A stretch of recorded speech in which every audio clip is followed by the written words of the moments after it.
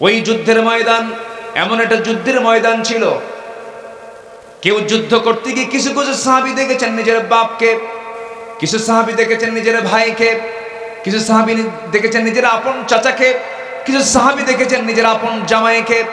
ভাই ভাই যুদ্ধ, বাপ বেটা যুদ্ধ, আত্মীয় আত্মীয় যুদ্ধ, একই বংশের মানুষের সঙ্গে যুদ্ধ। যুদ্ধ থেমে গেল। 70 জন কাফের দুনিয়া থেকে বিদায় নিল। 70 জন কাফের কোরাইশ তারা বন্দী হলো। সেই বন্দির মধ্যে আমার নবীর আপন চাচা আব্বাস বন্দী হয়ে গেলেন। আমার নবীর নিজের বড় জামাই, একদম বড় মেয়ের জামাই খাদিজা রাদিয়াল্লাহু আনহা থাকতে যার বিয়ে দিয়েছিলেন, সেই বড় জামাইটা অ্যারেস্ট হয়ে গেল, যুদ্ধবন্দী হয়ে গেল। আমার নবীজি 70 জন যুদ্ধবন্দীকে রাসূল বলে দিলেন, সাহাবীরা সবাইকে তোমরা পিঠ মোড়াতে বেঁধে ফেলো। কি মোড়া দিয়া? পিঠ মোড়াতে বেঁধে ফেলো, ওদের জন্য খাবার দিয়ে দাও। সবাইকে তোমরা খাবার দিয়ে দাও। খাবার দিয়ে দেওয়া হলো, কিন্তু সবাইকে দেওয়া হলো খেজুর। কিন্তু আমার নবীজির জামাই মনে করে, আমার নবীজির আপন চাচা মনে করে, ওই চাচাকে তারা ছাগলের গোশত এবং রুটি, উন্নত খাবারের কিছু ব্যবস্থা করে ফেললো। রাসূলকে বলা হলো, ইয়া রাসূলুল্লাহ, জামাইকে একটু আদর করছি। জামাইকে কি করছি? জামাই একটু আদরেন না? একটু আদর করেছে। রাসূল বলেন, কেন আদর করতে গেছো? যুদ্ধের নীতি তো এমন নয়, আত্মীয়করণ করা যাবে না। যেহেতু আমার জামাই আবুল আসকিব এবং আমার চাচা আব্বাসকে যেহেতু তোমরা খেজুর না দিয়া গোশত দিয়েছো, রুটি দিয়েছো, বাকি 68 জন যারা আছে তাদেরকেও তোমরা গোশত দাও, রুটি দিয়ে দাও। তাই করা হলো। এবার বলা হলো, মুক্তি যদি পেতে চাও, মুক্তিপণ দিয়ে তোমরা মুক্তি নিয়ে নাও। সবাই টাকা পয়সা দিল, মুক্তি নিয়ে চলে যাচ্ছে মক্কার দিকে। সাইয়েদনা আব্বাস রাদিয়াল্লাহু আনহু স্বামী ইসলাম কবুল করেন নাই। তার সামনে যখন হাজির হয়ে গেছেন, রাসূল বলছেন, চাচা মুক্তিপণ দিতে হবে। আব্বাস রাদিয়াল্লাহু আনহু বলছেন, ভাতিজা মুহাম্মদ, তুমি আমার থেকেও মুক্তিপণ নিবা, তুমি তো আমার ভাতিজা হও, আমি তোমাকে দেব না। এবার তিনি বলছেন, আমি যদি আপনার ভাতিজাই হই, আপনি ভাতিজার বিরুদ্ধে চাচা হয়ে যুদ্ধ করতে আসছেন কেন? আমি আপনাকে ছাড়বো না। আল্লাহু আকবার বলেন। ছাড়া যাবে না। এবার বলতেছে, ভাতিজা মুহাম্মদ শোনো, তোমার চাচি আম্মার কাছে আমি তেমন কিছু রেখে আসি না, কিচ্ছু নাই। আমার নবী মুসকে মুসকে হাসি মেরে বলছেন, চাচা মিথ্যা কথা বলা যাবে না, আমি যতটুকু জানতে পেরেছি চাচি আম্মার কাছে 6টা স্বর্ণের টুকরা আছে। এবার সঙ্গে সঙ্গে আব্বাস বলছেন, ও ভাতিজা মুহাম্মদ, আমার ঘরের স্বর্ণের খবর তোমাকে দিল কে? এই জন্যই তো আমি আল্লাহর নবী। যেরকম সুবহানাল্লাহ। হাতটা আগায় দিয়ে সাইয়েদনা আব্বাস বলছেন, আর দেরি করায় না, আমারে পড়ায় দাও লা ইলাহা ইল্লাল্লাহ। এবার আপন জামাই আবুল আস, আপন জামাই কে? আবুল আস, নবীজির আপন বড় মেয়ের জামাই। ইসলাম তখন কবুল করে নাই, মেয়েটাও পড়ে আছে মক্কায়। ইসলাম কাকে বলে দেখেন? ইসলাম আত্মীয়করণ করে না, ইসলাম ভাই ভাই পৃথক করে দেয়, বাপ বেটা পৃথক করে দেয়। রাসূল বলেন, আবুল আস, তোমাকে মুক্তিপণ দিতে হবে। আচ্ছা ঠিক আছে। মক্কায় খবর পাঠাইছে। মক্কা থেকে আমার নবীজির বড় মেয়ের স্বামীর মুক্তিপণ হিসাবে একটা গলার লকেট, গলার একটা হার পাঠায় দিয়েছে। প্যাকেটটা খোলা মাত্রই রাসূল সেই গলার হারটা দেখলেন আর কান্নায় ভেঙে পড়লেন। সাহাবীরা বলছেন, ইয়া রাসূলুল্লাহ, সামান্য গলার হারের জন্য বিশ্বনবী কাঁদে কেন? আপনি কেন কাঁদতেছেন? আমরা বুঝি নাই হুজুর, একটু বুঝায় বলেন। রাসূল বলছেন, সাহাবীরা রে, আল্লাহর কসম করে বলি, গলার হার দেখে আমি কাঁদি না, আমি আমার খাদিজার জন্য কাঁদি। কেন খাদিজার জন্য কাঁদেন কেন? এই গলার হারটা পড়ে থাকতো আমার সামনে, খাদিজা সর্বক্ষণ আমাকে আনন্দ দিত। বিয়ের সময়, বড় মেয়ের বিয়ের সময় শখ করে নিজের গলার হারটা বড় মেয়েকে উপহার দিয়ে দেয় আমার খাদিজা। এই গলার হার দেখে আমার খাদিজার কথা বারবার মনে পড়ছে। আল্লাহ, তুমি আমার খাদিজাকে উত্তম জান্নাতের ভাগী বানায়া দাও, উত্তম জান্নাতের মেহমান বানায়া দাও। নবীজির চোখের পানি যে দেখে সাহাবে কেরামদের চোখে পানি চলে আসছে। সাহাবীরা কাঁদতে কাঁদতে বলছেন, ইয়া রাসূলুল্লাহ, যে গলার হারের সাথে আপনার জীবনের স্মৃতি জড়িত, যে গলার হারের সাথে আপনার জীবনের বিশাল একটা অংশ জড়িত, সেই গলার হারটা আমরা নেব না, আমরা সিদ্ধান্ত নিলাম হুজুর। রাসূল বলেন, তাই যদি হয় ঠিক আছে, তাই করো। এবার বলছেন, আবুল আস, আল্লাহর আয়াত নাযিল হয়ে গেছে, মুশরিকের ঘরে ইমানদার নারী থাকতে পারবে না। তোমার মুক্তিপণ হলো মক্কায় চলে যাবে। মক্কায় যাওয়ার সঙ্গে সঙ্গে আমার মেয়েকে তালাক দিয়া আমার মেয়েকে আমার ঘরে পাঠাইয়া দিবা। ইসলাম তেমন একটা ধর্মের নাম, ইসলাম আছে সম্পর্ক আছে, ইসলাম নাই সম্পর্ক নাই, তালাক দিয়ে দিবা। তালাক কি ভালো? বলেন তালাক কি ভালো? কিন্তু এখানে তালাক ইসলাম আগে দরকার না তালাক দরকার? বলেন কোনটা আগে দরকার? ইসলাম আগে দরকার। সম্পর্ক রক্ষা করার আগে দরকার না ইসলাম রক্ষা করার আগে দরকার? তালাক দিয়ে দাও, আমার মেয়েকে আমার বাড়িতে পাঠায় দাও। তোমার ঈমান নাই, বেঈমানের ঘরে ঈমানদার থাকতে পারে না। আল্লাহু আকবার, আল্লাহু আকবার বলেন। আমার নবীজি বলে দিলেন, আবুল আস চলে গেছেন। অনেক লম্বা কথা, সময় তো নাই। বলতে হবে, বলতে হবে। মাশাআল্লাহ, বলি আলহামদুলিল্লাহ। বলতে হবে, বলো, ঠিক আছে না? আপনাদের ভাষাগুলো খুব সুন্দর। বলো শব্দটা আপনাদের ভাষার গহনা। ভাত খেয়ে যাবেন বলো, আছে না? ভাত খেয়ে যাবেন বলো। আবার রাজশাহীর মানুষের ভাষার গহনা হলো অতিরিক্ত একটা শব্দ বলে, কোথায় যাচ্ছ গো? গো শব্দটা ওরা বলে। কি করছো গো? কোথায় যাচ্ছ গো? ভাত খেয়েছো গো? এরকম করে গো শব্দটা বলে। আবার নোয়াখালীর মানুষ আবার কেন বলে, ভাত খাবেন কেন? কেন? লক্ষ্মীপুরে যে বলে, লক্ষ্মীপুরে বলে হুজুর দোয়া করবেন যে, ভাত খাবেন যে, কোথায় যাচ্ছেন যে, সব জায়গায় যে বলে ওরা। ওরা ওদের ভাষার গহনা হলো যে, নোয়াখালী হলো কেন, তারপরে রাজশাহী হলো গো, আর সাতক্ষীরা কি বলে। এটাই হলো ভাষার গহনা, ভাষার সৌন্দর্য। বলি আলহামদুলিল্লাহ। এই ভাষাগুলো কে দিয়েছেন? কে দিয়েছেন? আল্লাহ দিয়েছেন। সময় তো চলে যাচ্ছে সময়ের গতিতে। পথভ্রষ্টতার কারণ আমি কয়টা বলেছি বলেন? 10টা। মোট কয়টা বলেন তো? 10টা। নাম্বার 1 হচ্ছে কুফর, নাম্বার 2 হচ্ছে শিরিক, নাম্বার 3 হচ্ছে দুনিয়ার প্রতি অত্যাধিক মোহ। দুনিয়ার প্রতি যে মোহ থাকবে না তা না। আপনার যদি মোহ না থাকে আপনি ব্যবসা করতে পারবেন না। মোহ যদি না থাকে আপনি সংসার করতে পারবেন না। বইয়ের প্রতি টান যে স্বামীর নাই, সংসার হবে? তাহলে এই মোহটা কে দিয়েছেন? কিন্তু এই মোহটা জায়েজ। নিজের বউয়ের সঙ্গে যে আপনার আকর্ষণ, এটা আকর্ষণ জায়েজ না না জায়েজ? সেটা কি নিজের বউ না অন্যের বউ? নিজের বউ। অন্যের বউয়ের প্রতি আকর্ষণ আছে, কিন্তু এটা কি বৈধ না অবৈধ? ওটা হয়ে গেছে কম না বেশি? বলেন ওটা কি হয়েছে? বেশি হয়ে গেছে। ওই অত্যাধিক মোহ, এটা হচ্ছে পথভ্রষ্টতার কারণ। নিজের বউ নিয়ে থাকো, অন্যের বইয়ের দিকে তাকায়ও না। অন্যের বইয়ের দিকে যদি তুমি তাকাওই যদি, তাহলে ওই দিকে না তাকায় বৈধ পন্থা আরেকটা মহিলা বিয়ে করে আনো। তাতেও যদি তোর কলিজা না ভরে, এরপরে আরেকটা, এরপরেও যদি কলিজা না ভরে আরেকটা। কয়টা বলেন? কয়টা? তাও অন্যদিকে তাকায়ও না। হ্যাঁ, ওই যে কয় খাতি দেওয়া লাগবে না বলতেছে।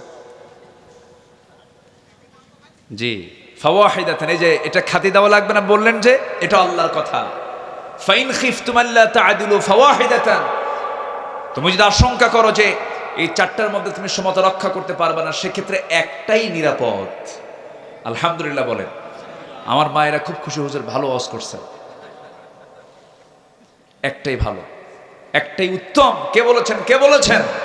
আল্লাহ বলেছেন। তবে হ্যাঁ, ফিতনা থেকে বাঁচার জন্য, নিজের জিনা থেকে বাঁচার জন্য, অথবা অসুস্থতা হয় কিনা বলেন, প্রবলেম হয় কিনা বলেন, যদি কোনো স্ত্রীর পেটে যদি বাচ্চা না আসে, এটা একটা কারণ হতে পারে। অথবা উনি মাযুর হয়ে গেছেন, এটা কারণ হতে পারে।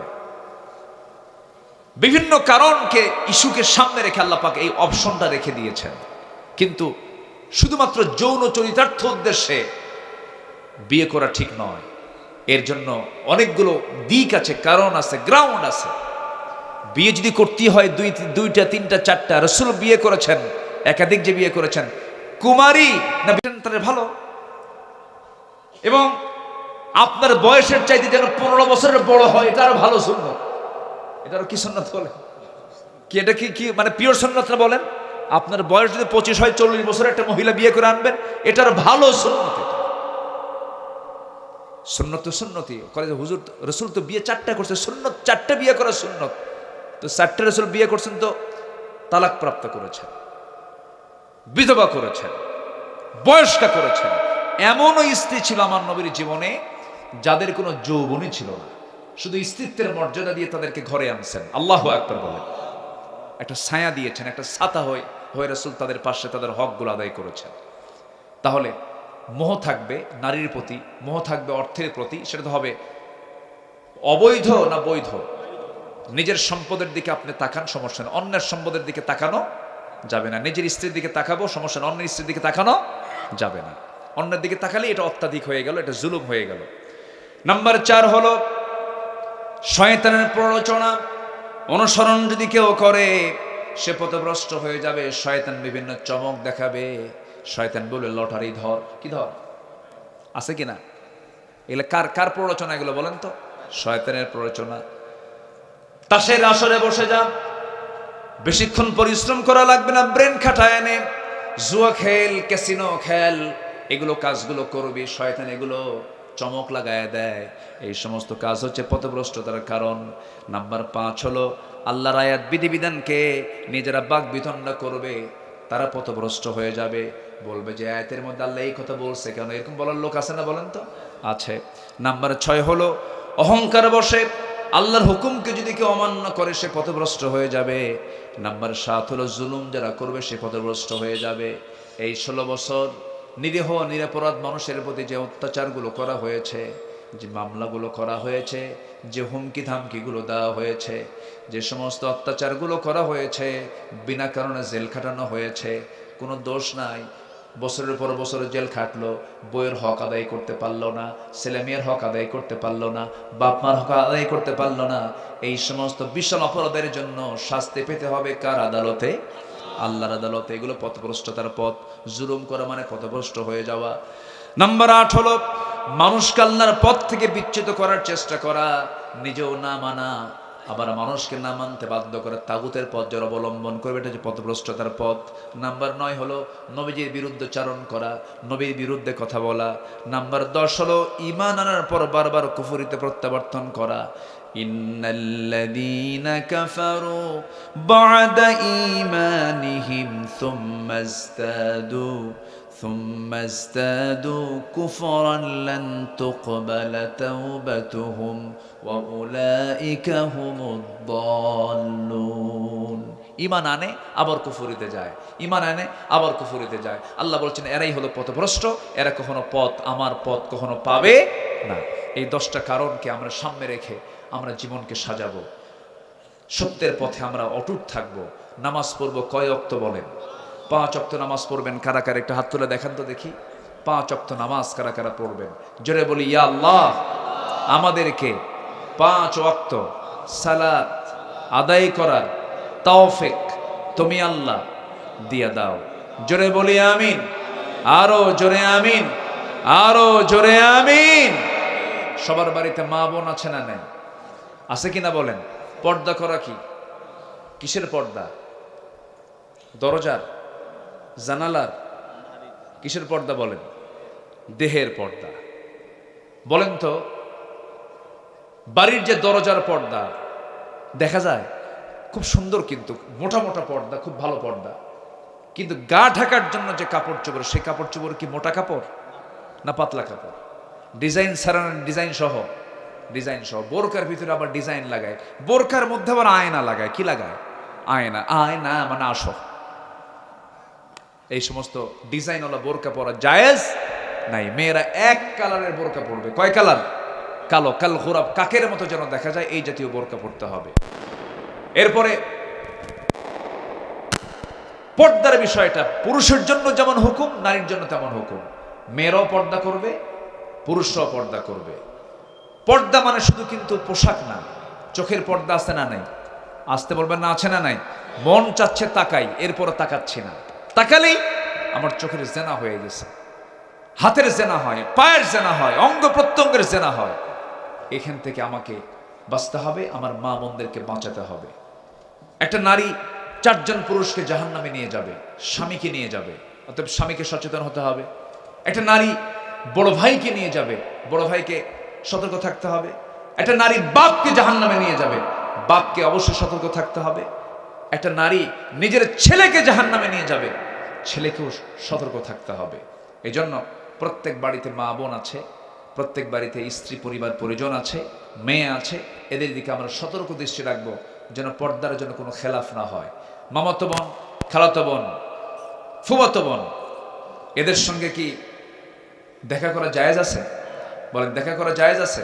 দেখা করা জায়েজ নাই, দেখা করা যাবে না। দুলাভাই প্রশ্নই আসে না। এই সমস্ত জায়গায় কিন্তু খুবই সতর্ক আমরা থাকার চেষ্টা করব। দুলাভাইয়ের হুন্ডায় শালি চড়তে পারবে না, কিন্তু কিছু দুষ্ট দুলাভাই আছে, এই দুষ্ট দুলাভাইগুলো শালিকে ধমক দিয়ে বলে হুন্ডায় তুললো, হুন্ডায় তুলে বউ কি বলে, শালি মনে মনে চিন্তা করে দুলাভাই মানুষ, গায়ের সঙ্গে গা লাগলে কেমন হয়, একটু গ্যাপ রেখে মাঝখানে ফাঁকা রেখে পিছনে একটু ওঠে।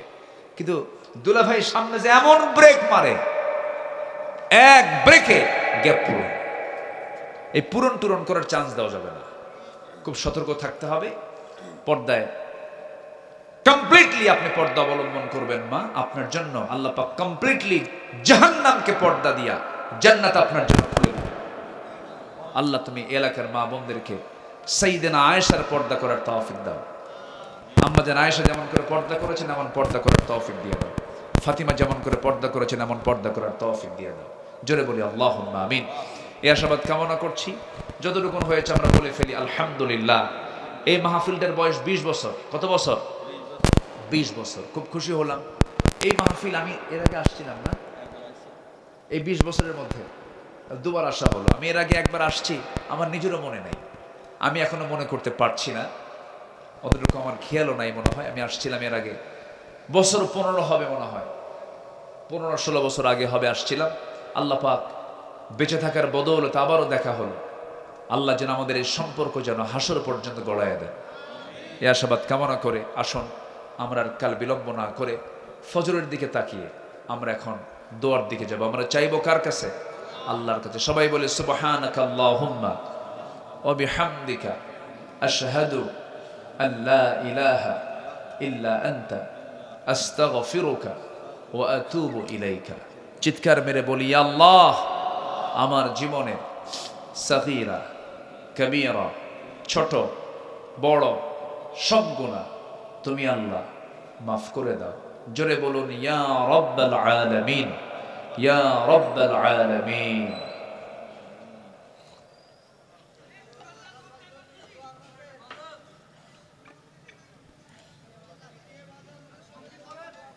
হ্যাঁ, জি জি, আমরা নামাজের মতো করে একটু বসি, নামাজের মতো করে বসি সব।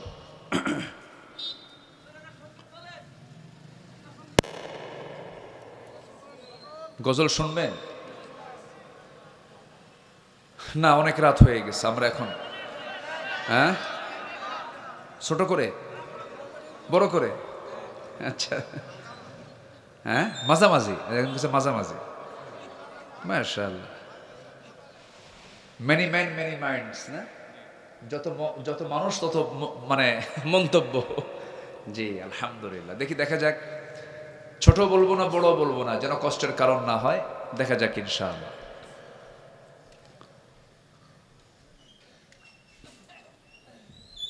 রাসূলকে নিয়ে আমরা একটা গজল বলার চেষ্টা করছি।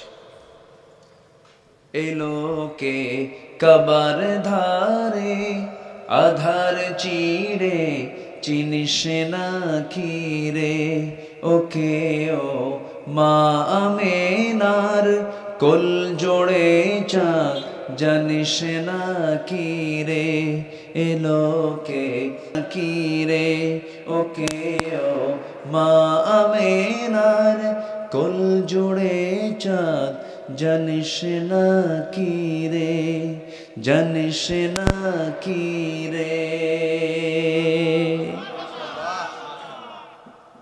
জি, আমরা এখন দোয়া করি, আল্লাহর কাছে চাই। আল্লাহুম্মা আমিন। রব্বানা যালামনা আনফুসানা ওয়া ইল্লাম তাগফির লানা ওয়া তারহামনা লানাকুনান্না মিনাল খাসিরিন। গভীর রাত, নিঝুম রাত, জীবানো রাত্রিতে চাঁদের মতো হাজারো মুসলমান নরনারী নিয়ে তোমার কালামের 2-3টা আয়াতকে সামনে রেখে পথভ্রষ্টতার কারণগুলো কি কি তুমি আল্লাহ বলে দিয়েছ, সংক্ষিপ্তভাবে বলার চেষ্টা করলাম। সে শান্তে সে তোমার শাহী দরবারে ভিক্ষুকের মতো দুটো হাত পেতেছি আল্লাহ, গুনার দিকে তাকায়ও না, বান্দা মনে করে তামাম জিন্দেগীর গুনাহগুলোকে মাফ করে দাও। জনম দুঃখিনী মা যারা বিদায় নিয়েছেন জিন্দেগীর গুনাহগুলো মাফ করে দাও, কবরগুলোকে জান্নাতের টুকরা বানায়া দাও। আব্বা আম্মার জন্য কি দোয়া তাও শিখিয়ে দিয়েছো, দিল খুলে আওয়াজ দিয়ে আব্বা আম্মার জন্য সবাই বলুন, রব্বিরহামহুমা কামা রব্বায়ানি সগীরা, রব্বিরহামহুমা কামা রব্বায়ানি সগীরা, রব্বিরহামহুমা কামা রব্বায়ানি সগীরা। আয় আল্লাহ তাআলা, বিশেষ করে মাহফিলটার আয়োজন যারা করলেন, শোনার জন্য দূর দূরান্ত থেকে যারা আসলেন, বিনিময়ে কিয়ামতের কঠিন ময়দান যেদিন কেউ কাউকে চিনবে না, এমনকি মা সন্তানকে পর্যন্ত স্বীকার করে বসবে, যেদিন মানুষ কাঁদতে কাঁদতে চোখের পানিগুলো ফুরে যাবে, চোখ থেকে রক্ত বের হওয়া শুরু হয়ে যাবে, সেই কঠিন মুসিবতের দিন এই মাহফিল সবার জন্য নাজাতের মাধ্যম তুমি আল্লাহ বানায়া দিও। আল্লাহ গো, মাছখোলা বাজারের প্রত্যেকটা ব্যবসায়ীকে তুমি আল্লাহ দয়া করে কবুল আর মঞ্জুর করে নাও। এই গ্রামের প্রত্যেক বাসিন্দাকে তুমি আল্লাহ দয়া করে কবুল আর মঞ্জুর করে নাও। যুব সমাজদেরকে তুমি আল্লাহ কবুল আর মঞ্জুর করে নাও। মসজিদ কমিটিকে তুমি আল্লাহ কবুল আর মঞ্জুর করে নাও। আমার ডানে বামে সামনে পেছনে যত ভাই হাত তুলেছেন, আড়ালে যত মা বোন হাত তুলেছেন, যার যা প্রার্থনা তুমি আল্লাহ দয়া করে কবুল আর মঞ্জুর করে নাও। দুনিয়া থেকে কোন দিন বিদায় নেব জানি না, ডান হাতে আমলনামা না আসা পর্যন্ত মরণ দিও না। বাবা গেছে, মা গেছে, আত্মীয় স্বজনরা কেড়ে দুনিয়া থেকে বিদায় নিয়েছে, আমি একদিন দুনিয়া থেকে বিদায় নেব রে। ডান হাতে আমলনামা না আসা পর্যন্ত মরণ দিও না। ফিলিস্তিনকে বাঁচাও, কাশ্মীরকে বাঁচাও, মুসলমানদের বাইতুল আকসা তুমি আল্লাহ মুসলমানদের হাতে তুলে দাও। এই ক্রান্তি লগ্নে আল্লাহ ওমরের মতো একজন নেতা পাঠায়া দাও। আল্লাহ গো, কাশ্মীরে জ্বলন্ত অগ্নিকুণ্ড হয়ে আছে, ফিলিস্তিন বাপ মাহারা সন্তানদের আর্তনাদ, আল্লাহ তোমার গায়েবী সাহায্য নাজিল করো। সমস্ত ষড়যন্ত্র থেকে মুসলিম উম্মাহকে তুমি আল্লাহ হেফাজত করো। দুনিয়া থেকে কোন দিন বিদায় নেব জানি না, মালাকুল মউত যেদিন দোরগোড়ায় আসবে রে, টেনে হেঁচড়ে আমার প্রাণ পাখি কেড়ে নিয়ে যাবে, ভিতর থেকে খাঁচা থেকে মুক্ত করে নিয়ে যাবে। ও আল্লাহ, নিথর দেহ পড়ে থাকবে রে, কেউ আমাকে আর ডাকবে না। বউটা ভয়ে ভয়ে কাছে আসবে না, লাশ পড়ে আছে, লাশ মনে করে সন্তানরা ভয়ে কাছে আসবে না রে। টেনে হেঁচড়ে আমাকে ধরে নিয়ে কবরের দিকে চলে যাবে রে। 24 ঘন্টার ব্যবধানে মাথার চুলগুলো খসে খসে পড়বে। 3 দিন যাবে না, চামড়াগুলো গলে গলে পোকার পেটের খাবার হয়ে যাবে। মাত্র 7টা দিন পেটের নারী ভরে সব চোখ মুখ কান নাক দিয়ে বের হওয়া শুরু হয়ে যাবে। কিম্ভূত কিমাকার চেহারা হয়ে যাবে রে। টেনে হেঁচড়ে সব কবরে রেখে আসলো। মাত্র 3 মাসের ব্যবধান, কবর খনন করে যদি দেখা হয়, কয়েকটা হাড় ছাড়া কিচ্ছু খুঁজে পাওয়া যাবে না রে আল্লাহ। এই তো দুনিয়ার জীবন রে আল্লাহ। সে অন্তিম সময়ে যখন চলে আসবে, জাবানে জারি করে দিও লা ইলাহা ইল্লাল্লাহু মুহাম্মাদুর রাসূলুল্লাহ। আমি চলবো কেমনে? আমার তো লাভ হচ্ছে না। এই মাছ বিক্রি করলে আমার সীমিত লাভে তো সংসার চলবে না, তাহলে আমার এই মাছ বেচে তো লাভ নাই। দাও কি ঢুকায়া, জলুই কি পেরেক পেরেক ঠুক। টেকনাফে মাহফিল আমার, টেকনাফ কক্সবাজারের একদম বঙ্গোপসাগরের লাস্ট, ওটা হচ্ছে সেন্ট মার্টিন দ্বীপ, যেদিক দিয়ে যেতে হয়, টেকনাফে মাহফিল। ওখানে এক হাজী সাহেবের সঙ্গে আমার দেখা। বললাম আপনি কি করেন? কে বাবা আমি তেমন কিছু করি না, আমি একটু দানার ব্যবসা করি, দানা বিসি। কি এটা? কে ইয়াবা? কিসের বলেন, কিসের ইয়াবা? আমি বললাম যে আপনার হাজী সাহেব মানুষ, আপনি এটা করেন কেন? কে বাবা এটা তো আমি নিজে খাই না, তুমি মানুষকে খাওয়াই। সে কি করে? খাওয়া। পাপ কি যে পাপ না মনে করে সে বড় ফাসিক, ঠিক কি না? যে পাপকে বোঝে না যেটা পাপ, ওটা আরেক গোমরা, ওটা বলাল, পথভ্রষ্টতা এটা। সম্মানিত ভাইয়েরা, এগুলো করা যাবে না। ইমানদার এগুলো কাজ করতে পারে না। এই যে খরস্রোতা, এই বিশাল লবণ, এই লবণ পানি যখন আল্লাহ পাক ফিল্টারিং করে যখন আকাশে তোলেন, ওটিকে লবণ থাকে? কি হয়? কেমনে হয়? কেমনে হয়? মেশিন কই? মেশিন দেখা যায়? তাহলে মেশিন যদি দেখা না যায়, যে মেশিন দেখা যায় না, সেই না দেখা মেশিনকে বানাইছেন কে? সে আল্লাহকে আপনি দেখবেন কেমনে দুনিয়াতে? কথাটা বুঝেন আপনি? অনেকে কয় যে দেখি না আল্লাহকে, বিশ্বাসটা করবো কেমন? আল্লাহকে দেখা দিলেই তো হতো। এই যে ইনু ইনু যেটা পড়ে আছে, কমিউনিস্ট পার্টির নেতা, ওদের দলের মূল ম্যানিফেস্টো হচ্ছে আনসিন ইজ নাথিং, যা দেখা যায় না বিশ্বাস করা যায় না। এই 16 বছরের তার মুখে একটাই জিকির ছিল, হলো জঙ্গি।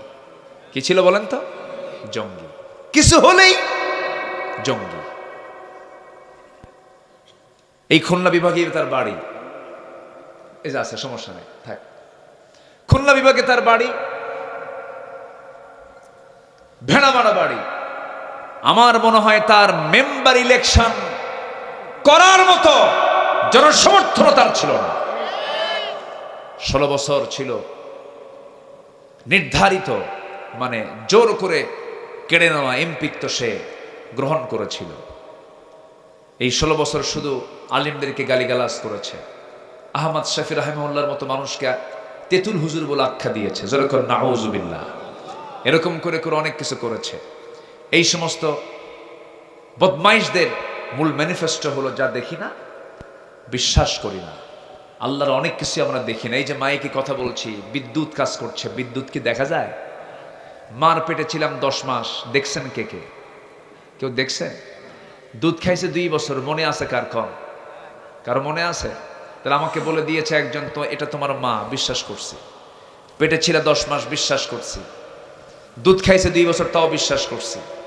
তাহলে না দেখে যদি আমার মাকে বিশ্বাস করতে হয়, আমার মায়ের দুধ পানকে বিশ্বাস করতে হয়, যারা বলে আনসিন ইজ নাথিং, যা দেখা যায় না বিশ্বাস করা যায় না, ওরা ওদের মাকেও বিশ্বাস করে না ওদের থিওরি অনুযায়ী। তাহলে আমরা আল্লাহকে বিশ্বাস করি দেখে না, না দেখে? না দেখে। আমরা আল্লাহকে দেখবো জান্নাতে গিয়ে, জোরে বলি ইনশাআল্লাহ।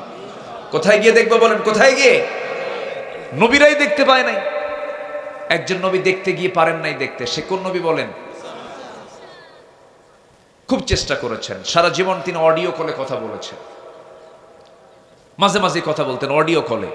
একদিন বলে ফেলেন, আল্লাহ অডিও কল তো দিলাম বহু, একটু শখ হচ্ছে একটু ভিডিও কল মারবো।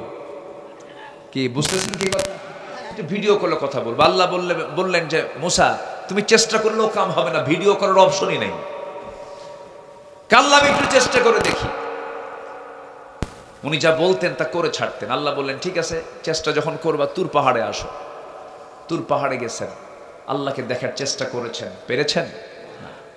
এই চর্মচক্ষু দিয়ে আমরা আল্লাহকে দেখতে পাবো না। তবে জান্নাতের চোখ যা হবে, জান্নাতের চোখ দিয়ে আমরা আল্লাহকে তৃপ্তি ভরে দেখতে পাবো। জান্নাতে গিয়ে আমরা আল্লাহর সঙ্গে কথাও বলবো। আল্লাহ বলছেন, বান্দারে তোর সঙ্গে সাক্ষাৎ আমার হবে জান্নাতে। নাম্বার 2 শর্ত হলো, শিরিক যে করবে সে পথভ্রষ্ট। আল্লাহ বলছেন, শিরিক মুক্ত হয়ে আমার কাছে আসো, আমি তোমার সঙ্গে সাক্ষাৎ করবো। যেরকম সুবহানাল্লাহ। কুফরি করলে দেখা করব না, শিরকের কাজ করে সাক্ষাৎ হবে না। আল্লাহ রাব্বুল আলামিন বলেন, ফামান কানা ইয়ারজু লিকা রাব্বিহি ফালইআমাল আমালান সালিহান ওয়া লা ইউশরিক বিইবাদাতি রাব্বিহি আহাদা। আল্লাহ বলছেন, বান্দারে আমার সঙ্গে যে ব্যক্তি সাক্ষাৎ করতে চায় সে যেন শিরকের কাজ না করে। শিরকের কাজ না করে যদি নেক আমল করে আসতে পারে, আমি আল্লাহ নিজে ওই বান্দার সঙ্গে জান্নাতে সাক্ষাৎ করবো। যেরকম সুবহানাল্লাহ। আমার সঙ্গে সাক্ষাৎ করার জন্য প্রস্তুত আছেন কে? আসতে বলবেন না কে? কিন্তু শর্ত হলো শিরিক মুক্ত হয়ে যেতে হবে এবং ভালো নেক আমল নিয়ে যেতে হবে। ওই বাগদা চিংড়ির মধ্যে কি ঢুকানো যাবে না? পেরেক ঢুকানো যাবে না। কারো জমির আইল ঠেলা যাবে না। ওজন কম বেশি করা যাবে না। অন্যের বউ নিয়ে মজা করা যাবে না। আকাম কুকাম করা যাবে না। অন্যের বউ নিয়ে মজা করা লোক আছে না? নাই? আছে। নিজের বউ ভাল লাগে না, নিজের বউ ভাল লাগে না, আকাম কুকাম করে বেড়ায়, শয়তানি করে বেড়ায়, এগুলো করা যাবে না। ইমানদার এগুলো করবে না। ইমানদার এগুলো করলে ঈমান থাকে না, তখন সে পথভ্রষ্ট হয়ে যায়, ফুসুকি হয়ে যায়, সে ফাসিক হয়, সে জালিম হয়, ঠিক কিনা? আমার বন্ধুগণ, আল্লাহ রাব্বুল আলামিন বলেন, বান্দারে তুমি চাষ করো না, আমি আল্লাহ নিজে চাষ করি। সুন্দর করে তুমি ধান লাগায় দিয়ে আসো, সেই ধানের পানির দরকার। গতকালকে আল্লাহ পানি দিছিল, দেয় নাই? মন খারাপ করছেন? মন খারাপ করছেন? পানির দরকার আছে না নাই? এই সংসারটা কার? দুনিয়াটা কার? বিশ্ব সবার সভাপতিকে? এই গোটা পৃথিবীর সমস্ত প্রাণীকুল কে চালান? জমিন কে চালান? পাহাড় কে চালান? সমতল কে চালান? সাত সমুদ্র কে চালান? পানি কখন দরকার কখন দরকার না কে জানেন? আমার আপনার চিন্তা করার দরকার আছে। আবার গতকালকে কিন্তু এরকম লোক আছে বলার, তোমরা দিছো মাহফিল, আসছে বৃষ্টি, রহমত নাই, রহমত নাই, এরকম বলার লোক কিন্তু আছে। গতকালকে আমার মাহফিল ছিল, সেখানে বৃষ্টিও হয়েছে, তারা আবার ইনডোরে মাহফিল করেছে। একজন ভাই এসে বলতেছে, হুজুর আমার বউ কয় যে তোমরা মাহফিল দিলে এমন দিন যেদিন বৃষ্টি আসলো, আসলে আল্লাহর নজর তোমাদের উপরে ভালো নাই। বুঝলেন? এগুলো কুফুরি কথা, এই সমস্ত কথাগুলো বলা যাবে না। বৃষ্টির ফায়সালা কার বলেন? আরো জোরে বলবেন, কার? বৃষ্টি হলো গতকালকে, আজকে মাহফিলও হলো, দুই রহমতই হলো, আলহামদুলিল্লাহ। আমরা যে সিদ্ধান্ত নেব, আল্লাহর সিদ্ধান্ত তার চাইতে কি খারাপ হবে না ভালো হবে? ভালো হবে। আমরা সন্তুষ্ট। আমরা কি অসন্তুষ্ট নাকি? বলি আলহামদুলিল্লাহ। আল্লাহ বৃষ্টিটা কোন জায়গা থেকে নিয়ে আসলেন দেখেন। আল্লাহ বৃষ্টির পানিটা নিয়ে আসলেন হলো বঙ্গোপসাগর থেকে। বঙ্গোপসাগর থেকে পানিগুলো তুললেন। অবশ্যই মেশিন আছে, সেই মেশিনটা আমাদের চোখে ধরা পড়ে না। সেই মেশিন দিয়ে ফিল্টারিং করে দুনিয়ার সব জায়গার পানির মধ্যে কম বেশি আর্সেনিক পাওয়া যায়, দোষ পাওয়া যায়। ওই পিরোজপুরের পানি খাওয়া যায় না, বরিশালের পানি পান করা যায় না, আবার আশা শনি শ্যামনগরের পানিগুলো তেমন পান করা যায় না। সেই বৃষ্টির পানিগুলো ধরে রাখতে হয়, পান করতে হয়। কিন্তু আল্লাহ রাব্বুল আলামিন ওই সমুদ্রের পানিকে ফিল্টারিং করে সুন্দর করে যে বাষ্পীয় আকারে তুলে নিয়ে ওয়াটার সাইকেল করে পানি চক্রের মাধ্যমে যে পানিগুলো তুলে নিলেন, সেই পানির মধ্যে আজ পর্যন্ত কোনো গবেষক কি কোনো জার্ম খুঁজে পেয়েছে নাকি? বিন্দু পরিমাণ কোনো কিছু পাইছে নাকি? পায় নাই। বঙ্গোপসাগরের পানিটাকে আল্লাহ রাব্বুল আলামিন সুন্দর করে তুলে নিয়ে বাতাসের সাথে বাষ্পীয় করে ওই পঞ্চগড়ের তেতুলিয়ার সলিমুদ্দিন মিয়ার জমির 4 শতক ধুলাই মলিন জমিনটাকে সুন্দর করে ভিজায় দিয়া সিক্ত করে সবুজ শ্যামল বানায় দিয়েছেন তিনি আমার কে? তাহলে চাষিকে, চাষিকে সেই পানি যে তুললেন পাইপ দিয়া, পাইপ সিস্টেম হলে পরে বিমান কি চলতো আকাশে? পাইপ সিস্টেম, বঙ্গোপসাগর থেকে একটা পাইপ যাবে ওই পঞ্চগড়ে আকাশ দিয়া, তাহলে আকাশ পথ সব খালি কি দিয়ে ভরা থাকতো? পাইপ দিয়ে ভরা থাকতো। কিচ্ছু নাই। কি সুন্দর করে আল্লাহ পাক সে পানিগুলো তুললেন, এবং সে পানিটা সেই পরিমাণ তোলেন জমিন থেকে, সেই পরিমাণ তোলেন যে পরিমাণ দরকার। বিকাদারিন বিমাইন বিকাদারিন, আল্লাহ তাআলা পরিমাণ মতো তোলেন, পরিমাণ মতো। 516 টন, 516 টন প্রতি সেকেন্ডে আল্লাহ পাক জমিন থেকে আল্লাহ তাআলা পানি বাষ্পীয় আকারে তোলেন। যেরকম সুবহানাল্লাহ। সেই পানি আকাশ থেকে আল্লাহ রাব্বুল আলামিন জমিনে নাজিল করেন, সেই পরিমাণ পানি নাজিল করেন যে পরিমাণ পানি জমিন থেকে তোলেন। আল্লাহু আকবার বলেন। সেটা আমার বাড়ির সামনের পুষ্কুনি থেকে, আমার আপনার বাড়ির পিছনের পুকুর থেকে, বিল থেকে, ঝিল থেকে, সব জায়গা থেকে তুলে নিয়ে সুন্দর করে ফিল্টারিং করে আবার সুন্দর করে আবার তিনি আকাশে বৃষ্টির মতো করে আকাশ থেকে বাড়ি বর্ষণ করেন। তিনি আমার, জোরে বলবেন কে? আরো জোরে বলেন, তিনি আমার কে? আল্লাহ। পৃথিবীর কেউ পারে এটা? পারে না। মাঝখানে দুবাই একটু বেশি চালাকি করতে গেছিল। দুবাই করছে কি, প্রযুক্তি ইউজ করেছে। বৃষ্টি হয় না তো, বৃষ্টি খুব কম হয়। তারা ওই করছে কি, মেঘের ওখানে গিয়ে তারা কিছু প্রযুক্তি ব্যবহার করতে গিয়ে এমন প্রযুক্তি উল্টা হয়েছে, এমন বৃষ্টি হয়েছে দুবাই এয়ারপোর্ট একদম বন্যায় ভেসে গেছে। যা, কি কথা কি বুঝতেছেন? ওরা প্রযুক্তি দিয়ে বৃষ্টি টেনে আনতেছিল, টেনে আনতে এমন বেশি টানছে, এমন বেশি আসছে, দুবাই এয়ারপোর্ট মানে বিমান নৌকা হয়ে গেছে। বিমান কি হয়েছে? নৌকা হয়ে গেছে। অচল হয়ে গেছে। আল্লাহ তাআলা পরিমাণ মতো যা দেন এতেই বরকত, এতে কি বরকত। আমার বন্ধুগণ, তাহলে কোরআনের দৃষ্টিতে পথভ্রষ্টতার কারণ হলো 10টা। নাম্বার 1 হলো কুফরি করা, কুফরের দিকে যাওয়া যাবে না। নাম্বার 2 হলো শিরকের কাজ করা। নাম্বার 3 হলো দুনিয়ার প্রতি অত্যাধিক মোহ যাদের মধ্যে থাকবে, এটা পথভ্রষ্টতার কারণ হয়ে যায়। দেখেন বিগত 16 বছর যারা ক্ষমতায় ছিল তারা কম খাইছে না বেশি খাইছে? বলেন, কম খাইছে না বেশি খাইছে? একটু কম করেই খাইছে বেশি। কিছু কিছু মশা আছে, দেখবেন মশা যখন পড়ে হুঁশ থাকে না, রক্ত পাওয়া মাত্র বেহুশের মতো খায়, আর উঠতে পারে না। ওর পাখার চাইতে, আর পাখা দিয়ে যে উড়বে সেই ক্ষমতাই নেই, শীত হয়ে পড়ে আর পারে না। আবার কিছু আছে স্মার্ট মশা, খুব চালাক, আগে সলিমুদ্দির দিকে তাকায়, মানে গতিবিধি দেখে ও কোন দিকে তাকায় আছে, আস্তে করে পড়ে, সুন্দর করে আগে এনেস্থেশিয়া করে। কি করে এনেস্থেশিয়া, অর্থাৎ মেডিকেলের ভাষা বললাম, এটা হচ্ছে অজ্ঞান করে। অজ্ঞান করে ওই চামড়াটা অজ্ঞান করে, যেন আমি হুল ফুটালে যেন সলিমুদ্দি না টের পায়। সুন্দর করে এনেস্থেশিয়া করে, এরপরে ধীরে ধীরে ধীরে ধীরে সে তার হুলটা ফুটায় দেয়, ভিতরে গভীরে চলে যায়, রক্তগুলোকে শোষণ করতেছে, পরিমাণ মতো নিয়ে খায়া চক্কর উঠে যায়। বসলো কখন, উঠলো কখন বোঝার কায়দা। এটা স্মার্ট মশা। কি মশা বলেন? স্মার্ট মশা। কিন্তু ওই যে ছ্যাঁচড়া মশা কিছু আছে, এমন খাওয়া খায় হুঁশ নাই, উঠতে পারে না। এই 16 বছর ছিল হলো ছ্যাঁচড়া মশা বলেছে। কি মশা ছিল? ছ্যাঁচড়া মশা। আল্লাহ পাক ইন্নাল্লাহা লা ইস্তাহি আন ইয়াদরিবা মাসালান মা বাউদাতান, আল্লাহ তাআলা মশার উদাহরণ দিয়েছেন কোরআনে কারীমের মধ্যে। যেরকম সুবহানাল্লাহ আছে না, বাউদাতান মশার কথা বলেছেন। দেখেন মশাকে ছোট চোখে দেখার কোনো সুযোগ নেই, মশার উদাহরণ দেওয়ার কারণ আছে। নাম্বার 1 হলো, দেখেন মশা পড়লো, এনেস্থেশিয়া করলো, দেখেন কত আল্লাহ তাআলা তার মধ্যে কতগুলো গুণ দিয়েছেন, তার বাঁচার জন্য সিকিউরিটি দিয়েছেন। এনেস্থেশিয়া করে মশাগুলো রক্তগুলো শোষণ করলো, বংশবৃদ্ধির জন্য, প্রজনন বৃদ্ধির জন্য। মশা কিন্তু স্ত্রী মশা কামড়ায়, বাউদাতান স্ত্রীলিঙ্গের কথা আসছে এখানে। এরপরে রাতের বেলা ঘুমিয়ে পড়বেন, রাতের বেলা যখন ঘুমাতে যাবেন দেখতেছেন চতুর্দিকে তাকায় দেখেন, আলো দিয়ে দেখলেন কোথাও কোনো মশা নেই, একটা মশা আপনার চোখে পড়লো না। শুধু লাইটটা বন্ধ করে শুইতে গেছেন, বালিশে মাথা রেখেছেন, 10 মিনিট যেতে না যেতেই 4-5টা মশা এসে কানের কাছে এসে সারে গামা পাদানিসা শুরু করে। কিনা বলেন?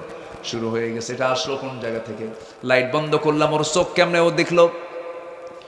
বিজ্ঞান বলতেছে প্রত্যেকটা মশা 75 থেকে 80 ফুট দূর থেকে টের পায় এটা কোন সলিমুদ্দি এখানে শুয়ে আছে, কোন সলিমুদ্দি, কোন মানুষটা এখানে আছে। 75 ফুট দূর থেকে সে টের পায় এখানে কোনো মানুষ আছে। আল্লাহু আকবার বলেন। কত ফুট দূর থেকে?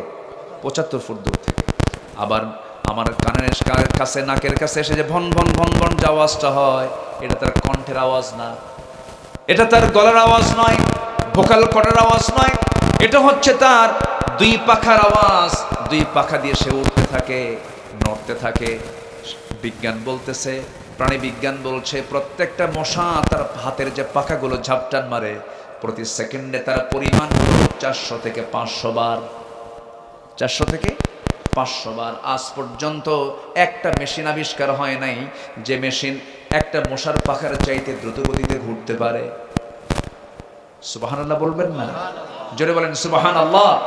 কাফেররা কয় ফায়াকুলুনা মাযা আরাদাল্লাহু বিহাদা মাসালা, তোমাদের আল্লাহ এই মশার উদাহরণ দিয়ে এখানে কি লাভ পাইছে? দেখ কি লাভ পাইছে। আল্লাহু আকবার বলেন। ছোট্ট মশার মধ্যে আল্লাহ পাক কত কি রেখে দিয়েছে। সর্বশেষ এই মশার কামড় খায় বিদায় নিয়েছিল কে? কে বলেন, কে বিদায় নিয়েছিল? নমরুদ। তার উদাহরণ ঠিক আছে না বেঠিক আছে? কোন মশা খাইছিল? কোন মশা? ন্যাংরা না, অটিস্টিক। কি মশা?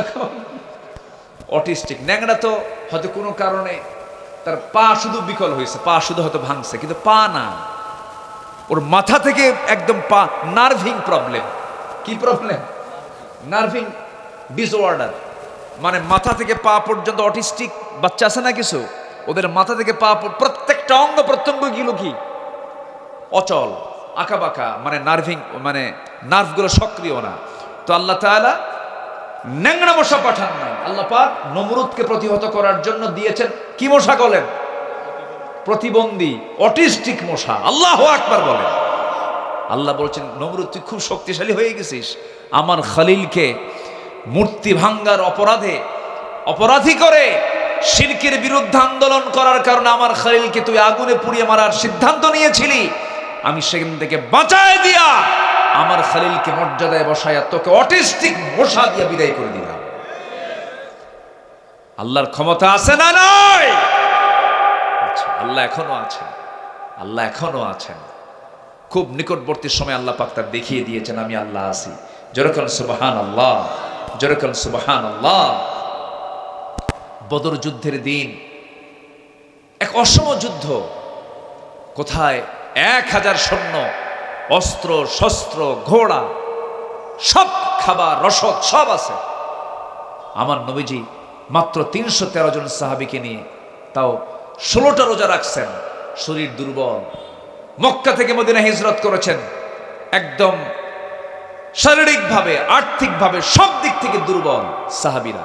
তাদেরকে নিয়ে 313 জন সাহাবী নিয়ে যখন আল্লাহর অর্ডার পেলেন যুদ্ধে যেতে হবে, নবীজি বললেন, সাহাবীরা আজকের যুদ্ধের দিনে তোমরা রোজাটা ভেঙে ফেলো। সাহাবীরা রোজাও রাখবো, যুদ্ধ করবো না, রোজা পরে রাখতে পারবে। ফাইদাতুম মিন আইয়ামিন উখর, রোজাটা ভাঙ্গো, যুদ্ধে ঝাঁপিয়ে পড়তে হবে। যুদ্ধে ঝাঁপিয়ে পড়লেন। ওই যুদ্ধের দিন সরাসরি সাহায্য করেছেন তিনি কে? আসতে বলবেন না, তিনি কে? আমি প্রায় একটা কথা বলি, আমরা হয়তো ভাবতেছি আমরা মাত্র 20 কোটি, প্রতিবেশীতে আছে 200 কোটি, আমরা মনে হয় পারবো না। আল্লাহ নিজেই অফার দিচ্ছেন, ইয়াকুম মিনকুম 20 সাবিরুন ইয়াগলিবু 200। তোমরা যদি 20 জন ইমানদার হও, 200 জনের উপর আমি আল্লাহ বিজয় দিয়ে দেব। আল্লাহ নিজে বলে দিচ্ছেন, কোনো টেনশন নাই। আমাদের সংখ্যা যা আছে, বিজয় হওয়ার মতো সংখ্যা আছে, শুধু ভেজাল মুক্ত ঈমান আনতে হবে। আল্লাহু আকবার বলেন। পথভ্রষ্টতার পথগুলো ছাড়তে হবে, কুফরি ছাড়তে হবে, শিরিক ছাড়তে হবে, দুনিয়ার অত্যাধিক মোহরগুলো ছাড়তে হবে। আল্লাহ আমাদের সাহায্য করবেন। সাহায্যের জন্য কে আছেন? আল্লাহ আছেন। বদরে সাহাবীরা রওনা দিলেন।